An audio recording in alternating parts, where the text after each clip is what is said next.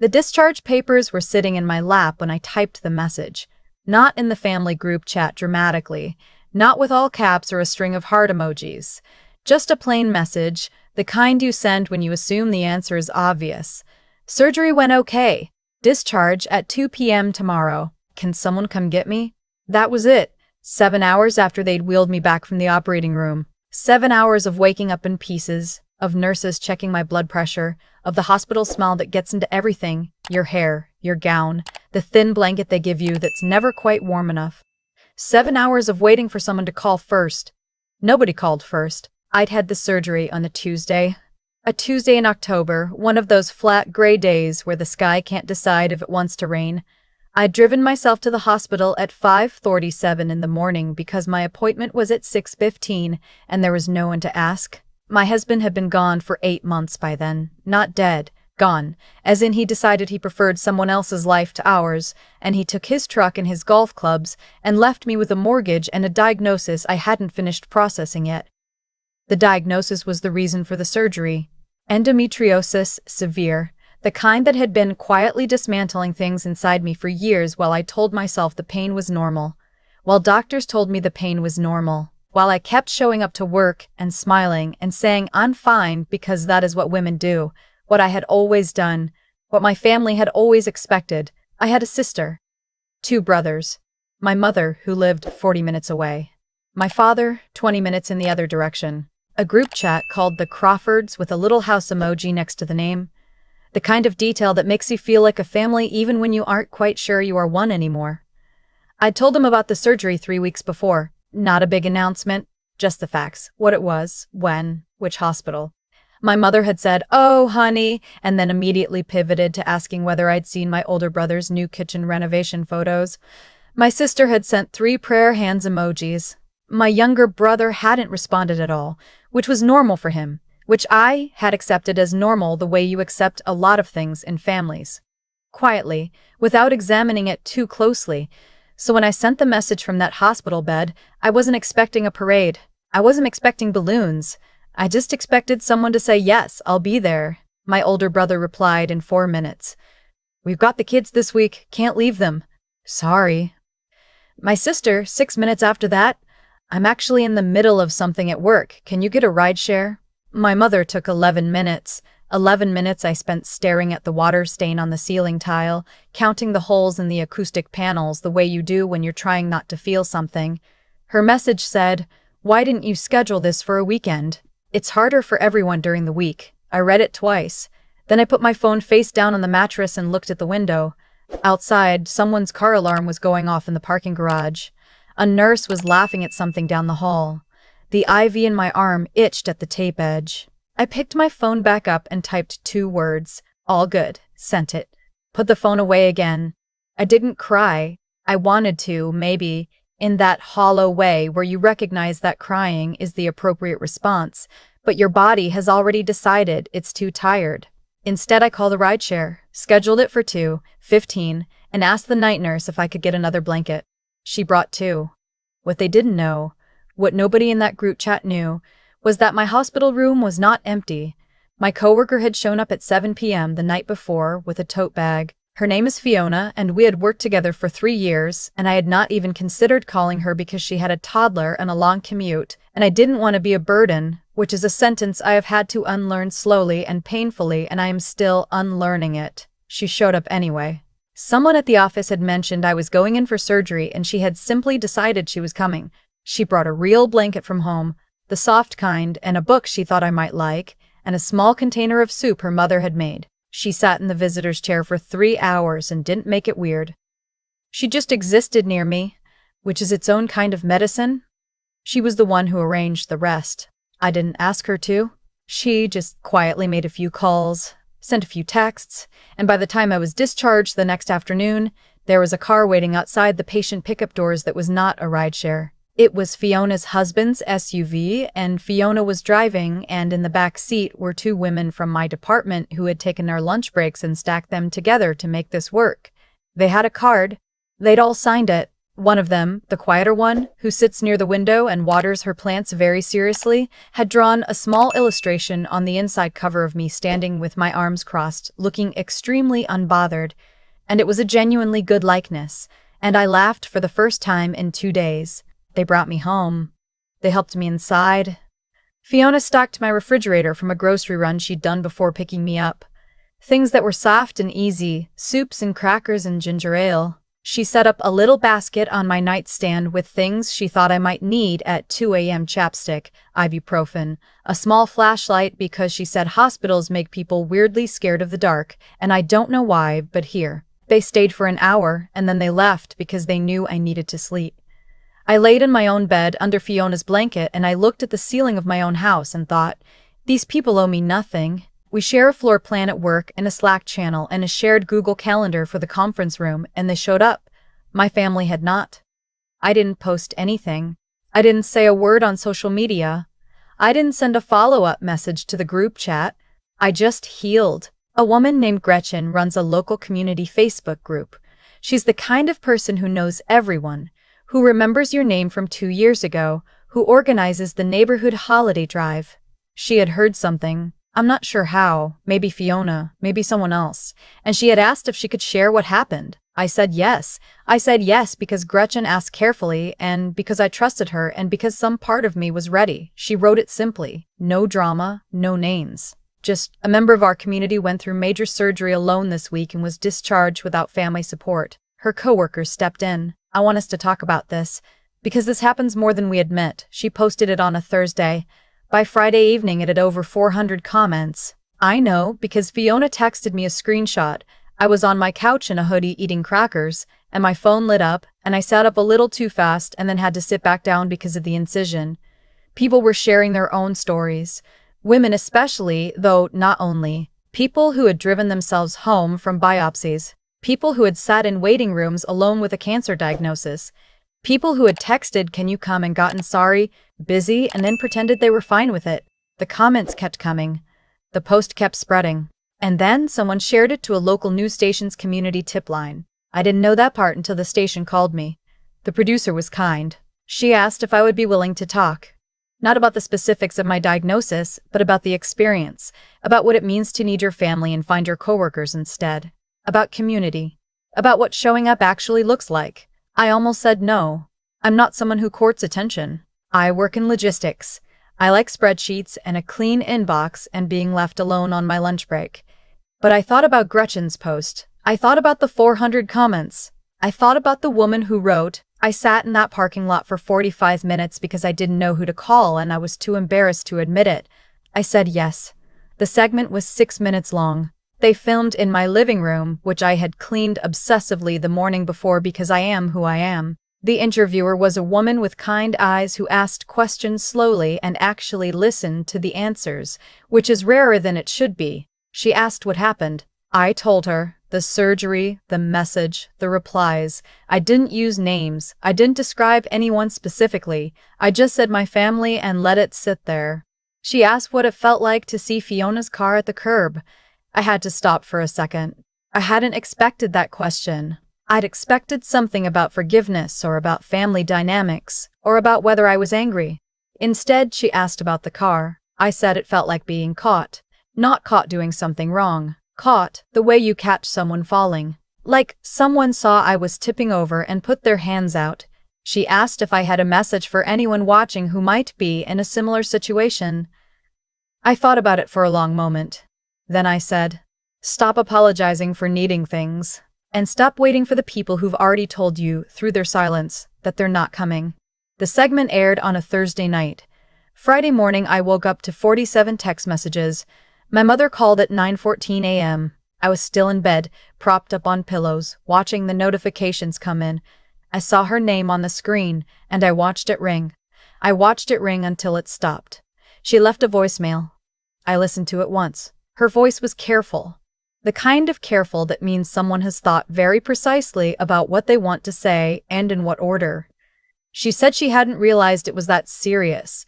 She said she'd had a chiropractor appointment that afternoon, and it wasn't something she could just cancel. She said she hoped I was feeling better. She did not say sorry. I deleted it. Not out of anger. out of clarity, because the voicemail told me exactly what I already knew, which was that her version of the story was already written, and it had her as the reasonable one, and I was not interested in reading it. My older brother texted around noon, saw the news thing, didn't know you were going to make it public. I read it. I thought about the fact that he had 400 channels available to him on his television and had chosen, apparently, to watch the local news at 11 p.m. on a Thursday. I thought about what that said. Then I wrote back. I didn't plan it. I just answered honestly. He didn't respond. My sister took a different approach. She posted an old photo on her Instagram. The two of us, maybe 12 and 15, at a family reunion, my arm around her shoulders, both of us squinting into the sun. The caption was something about family being everything, something with a heart and a sun emoji. The comments were full of her friends saying so sweet and family first and similar things.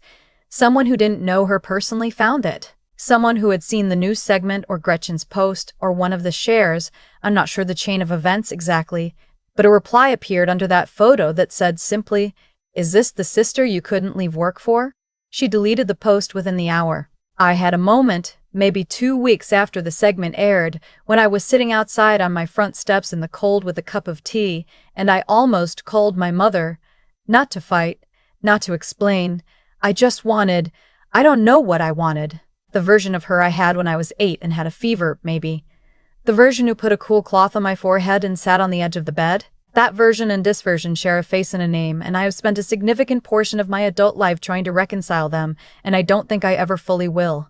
I held my phone for a while. Then I set it down and drank my tea. That was my low point, I think. Not the hospital. Not the discharge. Not watching 400 strangers understand me better in a comment section than my own family did in a phone call. The low point was sitting on those steps and finally, fully, accepting that I was grieving something that had not just died, it had never quite been alive the way I'd thought. That kind of grief doesn't have a ceremony. Nobody sends flowers for it. You just sit with it until it changes shape. Fiona had an idea first. She brought it up over lunch about a month after everything. She'd been thinking about Gretchen's post, about the comments, about the woman in the parking lot. She'd been thinking about the number of people who had written into the news station after the segment. Not a few, not a handful, dozens, mostly women. Many of them in medical situations, some of them in other kinds of crisis. All of them with some version of the same story. I needed someone, and the people who were supposed to show up didn't.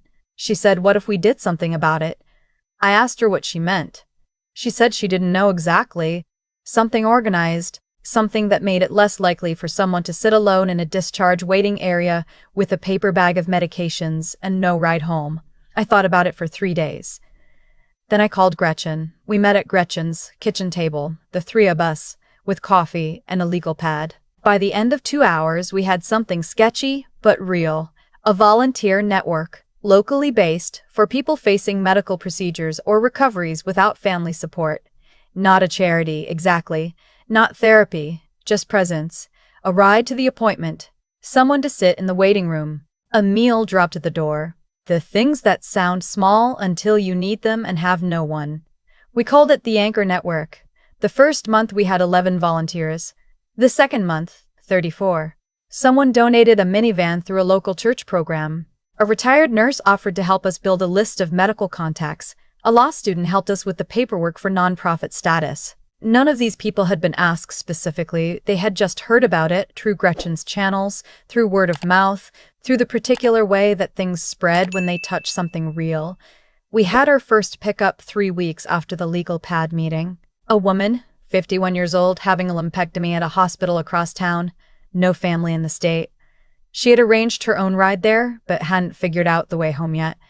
2 volunteers picked her up. They brought flowers, 1 small bunch, nothing excessive. They drove her home. One of them stayed an hour.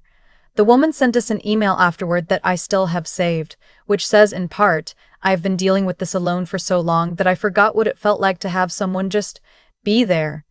Thank you for reminding me that I'm allowed to need things." I read that email a lot. About 6 weeks into the Anchor Network, there was a small write-up in a regional publication. A journalist who covers community interest stories had heard about it and wanted to talk. The piece ran on a Sunday with a photo of Gretchen and me at a volunteer orientation, standing in front of a whiteboard with the Anchor Network logo, which Fiona's husband had designed, somewhat chaotically, in an evening of enthusiastic effort. The headline was, "After she came home alone, she made sure others didn't have to." My mother sent me a text that day. Just a screenshot of the article.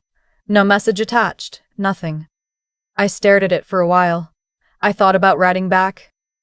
I thought about what I would say. I thought about the chiropractor appointment, and the voicemail, and the Instagram photo that got deleted. Then I put my phone in my pocket and went to help set up the next volunteer orientation. We held a community event in the winter. Nothing elaborate, a gathering really, at a space a local yoga studio let us use for free. Candles, folding chairs, someone who played guitar quietly in the corner. People came who had used the network, and people who wanted to volunteer, and people who wanted to volunteer, and people who had just heard about it and felt something. A woman spoke who had gone through a difficult surgery alone 2 years ago before the Anchor Network existed. She talked about what it was like to navigate recovery without support. She was steady and specific and honest, and when she finished, the room was very quiet for a moment, in the way rooms get when something true has just been said in them. I spoke after her. I hadn't prepared much. I just talked about the hospital ceiling tiles, the car alarm in the parking garage, the 2 words I'd sent back to my family, the blanket Fiona brought from home. I said what I believed, that showing up is not a grand gesture, it's just presence, offered consistently to the people around you who need it. That presence is what makes a community, and sometimes it's what makes a family. Not blood, not a shared group chat with a house emoji, but the willingness to be there when someone types. "Can you come?" When I stepped back from the microphone, I saw something at the edge of the room. My sister was standing near the back wall by the door. She hadn't told me she was coming. She was alone, hands crossed in front of her, watching. She looked smaller than I expected. I don't know how else to say it. She looked like she was finally seeing something she hadn't been able to see before, or hadn't been willing to. I didn't go to her. I didn't wave. I just stood in the center of that room, surrounded by volunteers and strangers who had become something more than strangers, and I let her watch. Because sometimes the most honest thing you can offer someone is the truth of what they missed. She texted me the next morning. A long one, by her standards. It started with, "I didn't know you were doing all of this," and it ended with, "I think I got it wrong and I'm sorry." I read it several times. I thought about the comment under the Instagram photo. I thought about the prayer hands emojis 3 weeks before my surgery. I thought about all the ways we tell ourselves we're present when we're really just adjacent. I wrote back, "Thank you for saying that." And then, "If you want to understand it better, we always need volunteers." She said she'd think about it. I left it there. Because I had learned, slowly, that closure doesn't arrive on your timeline or in the form you expect. It comes in small installments, a text, a quiet room, a moment when someone who hurt you finally stands still long enough to see clearly. You don't have to accept it immediately. You don't have to perform forgiveness. You just hold your ground and stay honest. My older brother never reached out. My mother sent a donation, anonymously, through the website we built. I knew it was her from the email address associated with the account. I sent a standard thank you response, the same one that goes to every donor. That was fine. It was exactly right, actually. There's a woman who volunteers every Tuesday. She brings her own coffee, always arrives 5 minutes early, is the first to offer when a pickup runs long. She lost her sister 2 years ago and has no family nearby. She told me once, very matter-of-factly, that volunteering for the Anchor Network was how she got through the first winter. I think about her a lot when people ask what started all of this. I tell them the truth. It started with a surgery I hadn't fully processed and a message I sent from a hospital bed and 2 words I typed back because I didn't know what else to do. It started with Fiona and a blanket from home and 2 colleagues who stacked their lunch breaks. It started with Gretchen and a Facebook post and a journalist who asked about the car at the curb. But it also started earlier than that. It started with years of understanding, slowly, that the shape of support I needed was not the shape available to me in the places I'd been told to look. And instead of becoming bitter about that gap, I just, eventually, decided to build something in it. You don't get to choose the family you're born into. But you get to choose again and again what family means, who you call, who you show up for. who you drive across town for on a Tuesday in October when the sky can't decide if it wants to rain. You get to choose to be the person who brings the blanket. I am still learning to let people bring the blanket to me. I'm better at it than I was. I am most days genuinely okay, not performing okay, not managing okay, but actually okay in the way that means when I close my eyes at night, the first thing I feel is not loneliness. The Anchor Network is in 3 counties now. We have a waiting list of volunteers. Fiona's kid made us a drawing that says Anchor Network in enormous letters with a boat and a heart, and we have it on the wall as the little office space we rent above a bookstore on Millfield Avenue. Sometimes I walk past the phone in the hallway and I don't think about my family at all. Not out of bitterness, out of fullness, and sometimes I do think about them. About my mother's voice on that voicemail, careful and wrong. About my sister at the edge of the room, looking smaller. About my brother's text, the one that said, "Didn't know you were going to make it public," as if honesty were a form of aggression. And then I think about the woman who sent us the email. The one who said she forgot what it felt like to have someone just be there. And I go back to work, because that's the thing about building something real. It asks for you every day. And every day you show up, not for the people who didn't come to the curb, but for the ones standing there, right now, paper bag in hand, looking for their ride home. I'll be there. I've thought a lot about cause and effect since all of this happened. Not in a dramatic way, not in the way people do when they want the universe to validate their pain. Just quietly, the way you think about things when you're folding laundry at 10 p.m. and the house is still. What I keep coming back to is this. Nobody in my family made one big, terrible decision. It was 100 small ones. The chiropractor appointment that couldn't be rescheduled. The work thing that was too complicated to explain. The prayer hands emoji sent instead of a phone call. Each choice, on its own, looked reasonable. Stacked together, they built a wall.